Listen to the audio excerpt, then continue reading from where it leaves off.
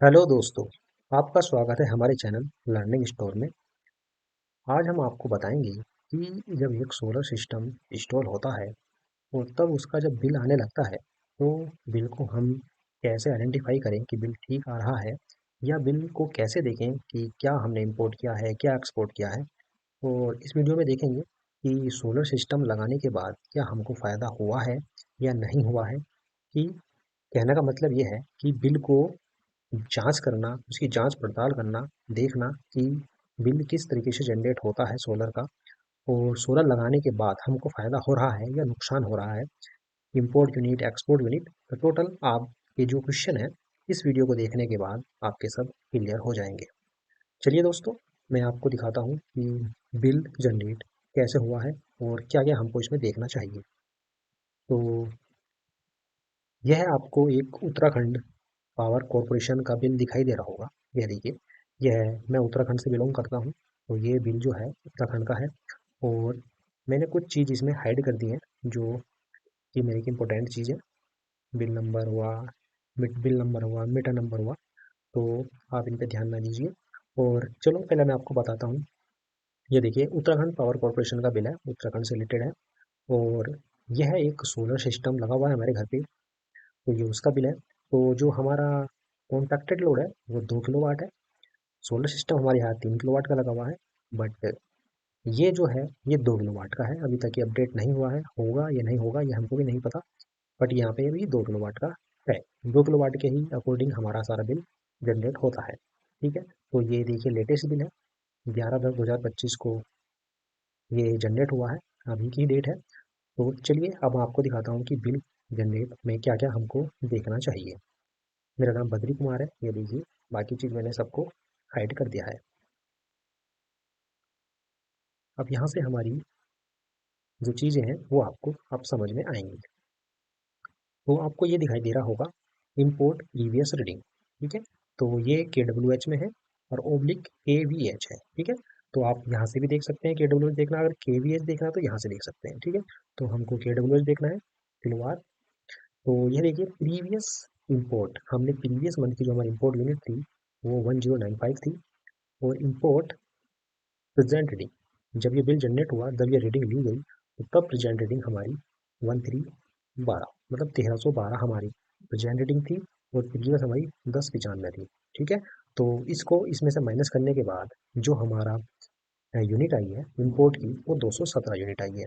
ठीक है, तो 1312 मैं आपको दिखा देता हूँ किस तरीके से कैलकुलेट होता है, तो आपके सारे क्वेश्चन दूर हो जाएंगे। ठीक है, तो मैंने एक कैलकुलेटर ओपन कर लिया है। तो 1312, ठीक है, 1312 हमारी रीडिंग थी। और प्रीवियस रीडिंग थी हमारी 1095। तो इसमें से हम माइनस कर लेंगे 1095। तो इस प्रकार 217 यूनिट निकल के ये आ गई है। और इसी तरीके से एक्सपोर्ट की प्रीवियस रीडिंग हमारी 2412 थी, और एक्सपोर्ट की प्रेजेंट रीडिंग हमारी 2756 है। ठीक है, तो अगर हम इसको इसमें से माइनस करते हैं, 2756 माइनस 2412, तो 344। ठीक, तो 344 यूनिट हमारी ये एक्सपोर्ट की यूनिट आ गई है। ठीक है, तो इंपोर्ट हमने किया 217, मैं यहाँ पे भी इसको लिख लेता हूँ। इंपोर्ट हमने किया 217 और एक्सपोर्ट हमने किया 344। तो आशा है आपको ये समझ में आ गया होगा कि ये किस तरीके से कैलकुलेशन की गई है। और एक ये बॉक्स आता है टोटल एक्सपोर्ट बिलेबल यूनिट, तो ये किस तरीके से आया है, तो हमको अपनी 344 यूनिट जो हमने एक्सपोर्ट की है उसमें से माइनस कर देना है 217, तो 127 यूनिट। इस तरीके से हमारा एक्सपोर्ट की यूनिट आ गई है 127। ये कैलकुलेशन की गई है, एक्सपोर्ट में से इंपोर्ट को घटा दिया गया है। तो 127 यूनिट हमने बिजली विभाग को एक्सपोर्ट ज़्यादा की है। हमारा इंपोर्ट कम है, एक्सपोर्ट ज़्यादा है, तो हम प्लस में है। ठीक है, तो हमारा एक्सपोर्ट ज़्यादा है, इंपोर्ट कम है। तो 127 यूनिट हमने यहाँ पे लिख दिए। ठीक है, इतना आपको अच्छी तरह समझ में आ गया होगा। अब मैं आपको बताता हूँ कि कैलकुलेशन कैसे करते हैं बिजली विभाग वाले, क्या क्या देखते हैं। तो ये उत्तराखंड का है, तो मैं आपको उत्तराखंड के हिसाब से बताऊंगा, आपके अदर स्टेट्स में किस तरीके से कैलकुलेशन होती है वो आप इस तरीके से कैलकुलेशन कर सकते हैं। तो एनर्जी चार्ज जो हमारे, अगर यूनिट हमारा ज़्यादा होता, कहने का मतलब है इम्पोर्ट ज़्यादा होता एक्सपोर्ट कम होता, तो इसके अकॉर्डिंग जैसे ये है 0 से 100 तक हमारा 3.65 का एक लगता, 101 से 200 होता तो 5.25 लगता, 201 से अगर 400 तक होता तो 7.15 लगता, और 401 से अबव होता तो 7.8 के हिसाब से हमारा रीडिंग रीडिंग का कैलकुलेशन निकलती। तो फिलहाल हमारा इम्पोर्ट माइनस में है, मतलब हमारा है ही नहीं है इम्पोर्ट, एक्सपोर्ट हमने ज़्यादा किया है तो इसलिए ये जीरो आया है। दूसरा, फिक्स डिमांड चार्ज, ये हमारे किलोवाट के हिसाब से लगता है जितना हमारा कनेक्शन होता है। मैंने आपको दिखाया था कि ये देखिए हमारा 2 किलोवाट है, तो ये इसी तरीके से हमारा यहाँ पे लगा है, तो 2 किलोवाट को इंटू किया गया है 75 से, ठीक। तो मैं आपको दिखा देता हूँ, तो 150 निकल के आता है, बट यहाँ पे 170 लगा है, ये मेरे को नहीं पता ये 20 रुपये कहाँ से लगे हैं, पर मेरे को ये पता है कि हमारा 2 किलोवाट का कनेक्शन है, वो मल्टीप्लाई 2 से 75 से होना था, बट ऐसा हुआ है, क्यों हुआ है आई डोंट नो। नहीं नहीं नहीं, 2 इंटू, अच्छा 2.4 है ना, तो 85, okay okay, right right right, ठीक है। 170 रुपया लगा है कि मैं इस 75 को देख रहा था। तो हमारा 2 किलोवाट का कनेक्शन है, तो दो का जो रेट है वो 85 है, ठीक। तो 2 × 85 करेंगे तो 170 निकल के आता है, ठीक है। तो ये तो हमारा जाएगा ही जाएगा, ओके। अब नेक्स्ट जो है वो है लगा है हमारा इलेक्ट्रिसिटी ड्यूटी। ये कैसे निकलती है ये मैं आपको बता देता हूँ। जो हमारी इम्पोर्ट यूनिट थी, हमारी इम्पोर्ट यूनिट जो निकल के आई थी 217 थी ना, तो 217 की मल्टीप्लाई को हमको करना है 0.15 से, 0.15, तो ये निकल के आता है 32.55 या 53 के लगभग इनके लगा है, मेरा 55 आया था, कोई ज़्यादा फर्क नहीं है। तो ये इस तरीके से निकला है, और इसके अलावा सिर्फ दो ही हमारी ऐसी चीज़ हैं जो गई हैं, और वो कैसा कुछ नहीं गया है, ठीक है। तो अगर हम इन दोनों को प्लस करते हैं, 170 प्लस 32.53, 202.53 निकल के आता है, ठीक है, जो हमको पे करना है, ठीक है, ये हमको पे करना है। अब आती है एक्सपोर्ट की बात। हमने एक्सपोर्ट किया है, ये एक्सपोर्ट की कैलकुलेशन किस तरीके से हुई है वो आपको बता देता हूँ। एक्सपोर्ट हमने जो बिलेबल निकल के आया था वो 1.7 था, ठीक है, तो 127, आप यहाँ पे भी देख सकते हो,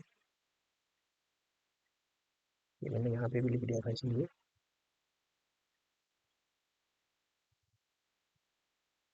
ये है, ठीक है। तो 127 की मल्टीप्लाई हुई है 3.93, 499.11, सोलर एनर्जी चार्ज 3.93 मल्टीप्लाई 3.93, तो हमारा 499 निकल के आया है, समथिंग की है 500 के लगभग। तो जो हमारी एक्सपोर्ट का रेट लगाते हैं बिजली विभाग वाले, वो लगाते हैं 3.93। तो इस प्रकार हमारे इस महीने के जो अमाउंट निकल के आती है वो 500 के समथिंग निकल के आती है। अब इस 500 में से 500.28, इसमें से इन्होंने क्या किया है, जो हमारा था 202.53 उसको घटा दिया है, तो निकल के आता है 297.75। तो ये हमारे यहाँ पे प्लस हो चुके हैं 297.75। और जो हमारा प्रीवियस बैलेंस चला था, अगर यहाँ पे माइनस का निशान आ रहा है तो समझ लिया हमने गवर्नमेंट के ऊपर या बिजली विभाग के ऊपर अपना पैसा चढ़ा रखा है, ठीक है। तो ये वो अमाउंट है। तो इसमें अगर हम 4570.30 में अगर हम अपना जो हमारा इस मंथ का निकल गया है 297.75, 97.75, तो 4868 के समथिंग प्लस हो चुका है, ठीक है। तो ये हमारा टोटल बिल था इस महीने का। इस तरीके से आप कैलकुलेशन कर सकते हैं, कुछ ज़्यादा इसमें वो नहीं है कैलकुलेशन, सिंपल कैलकुलेशन है।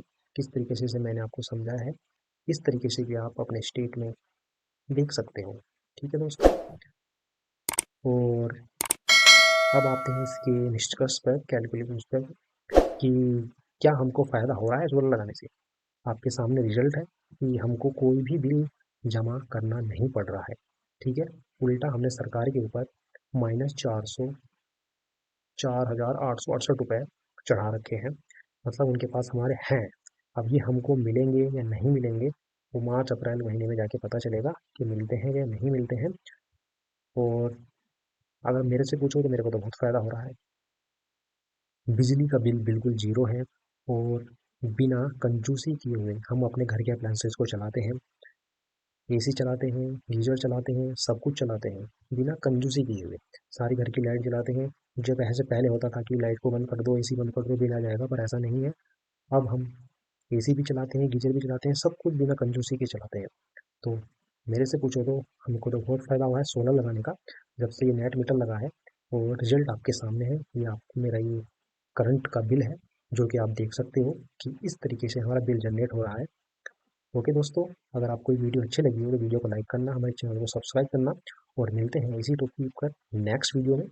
कुछ अच्छा टॉपिक लाएंगे जिसको आपको अच्छा लगे देखने में।